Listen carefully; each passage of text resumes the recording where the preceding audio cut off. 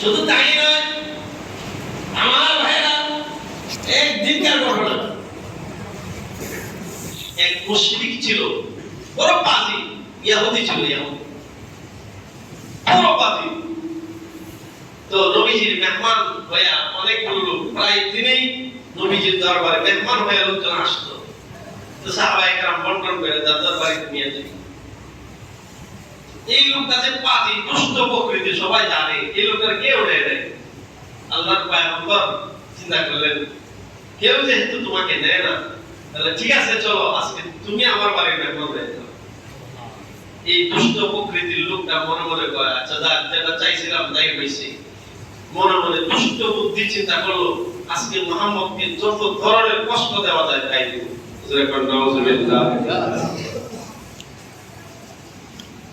রাত্রিবেলা আল্লাহর পয়গম্বরের ফ্যামিলির জন্য যত খাবার রান্না করেছিল, এই দুষ্ট চরিত্রের লোকটা একা মেহমান হইয়া পয়গম্বরের বাড়ির সকল খানা একবার একাকে সাবার করে দিয়েছে, একাকে শেষ ফিনিশ করে দিয়েছে। মেহমান হইয়া মেজবানের বাড়ির খাবার যত রান্না করছে সব একাই শেষ ফিনিশ করে দিয়েছে। এখন অধিক পরিমাণ খাবার খাওয়ার কারণে পেটের মধ্যে কি বদল হয়েছে। রাত্রিবেলা আবার দুষ্ট বুদ্ধি চিন্তা করছে, খাবার যেহেতু খাইছি বেশি, ওই সময় একটা কষ্ট দিলাম, এখন আর একটা কষ্ট দিয়া তারপরে কি বিছানা পত্রের মধ্যে পায়খানা কইরা মলমূত্র ত্যাগ কইরা বিছানা নষ্ট কইরা আগে এখান থেকে পাওয়া। কি পরিমাণ দুষ্ট বুদ্ধি চিন্তা করে তাই বলো, পায়খানা প্রস্রাব করে বিছানা পত্র নষ্ট করে ফজরের আগেই চলে গেছে।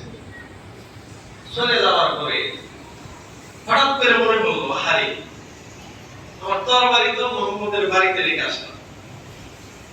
এখন তখনকার সময়ের আরবের লোকদের সাথে সবসময় তরবারি সাথে থাকত, কখন মারামারি লাগে না, তো তরবারি সবসময় সাথে থাকে।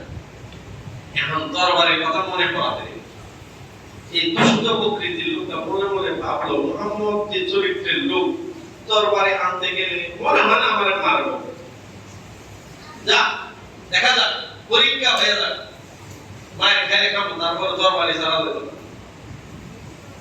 এদিক দিয়ে পয়গম্বর আরবি সাল্লাল্লাহু আলাইহি ওয়াসাল্লাম ঘুম থেকে জাগ্রত হয়ে মেহমানের খোঁজ খবর নেওয়ার জন্য গেছে। যায় দেখে বিছানাপত্র নষ্ট করে গেছে, ইহুদির বাচ্চা বিছানাপত্র নষ্ট করে গেছে। দুজাহানের বাদশা পয়গম্বর আরবি যার দেহের ভিতরে মশা মাছি বসা হারাম করে দিয়েছিলেন, সুবহানাল্লাহ। আল্লাহর হাবিব দুজাহানের বাদশা পয়গম্বর আরবি সাল্লাল্লাহু আলাইহি ওয়াসাল্লামের দেহ মুবারকের মধ্যে মশা মাছি বসার সাহস ছিল না, কারণ পয়গম্বরের কষ্ট হবে। পয়গম্বর আরবি রাস্তা দিয়ে যদি হাঁটতো, মেঘমালা পর্যন্ত পয়গম্বরকে ছায়া দিত, সুবহানাল্লাহ।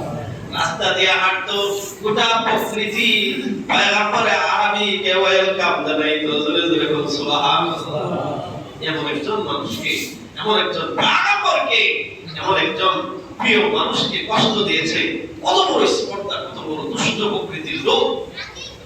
পয়গম্বর যায় যখন এই অবস্থা দেখলো, দয়া নবী, মায়ার নবী, কত মায়াবী ছিলেন, ওই বেঈমান কাফের মুশরিকের প্রতি সামান্যতম রাগ না কইরা নিজে আফসোস করতেছে, আরে বেচারা আমার বাড়ির মেহমান, মনে অধিক খাবার দেখাইছে, রাত্রেবেলা মনে পেটে বদল জমেছে, আহারে বেটার বাথরুম যাইতে পারে নাই, বিছনার মধ্যে মলমূত্র ত্যাগ করছে, আমি না আবার সকালবেলা কিছু বলি, সেই ভয়ে আগে পালাইছি।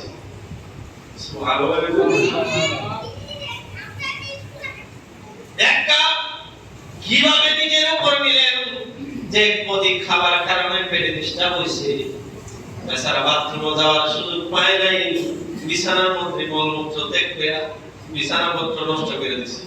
সকালবেলা আয়েশা আমি কিছু বলি কিনা এই ভয়ে হয়তো আগে পলায় গেছে, আরে বেচারা আমার বাড়ির মেহমান, তাকে যে পরিমাণ আদর আপ্যায়ন করা দরকার ছিল আমি সেটা করতে পারিনি, আফসোস করতেছি।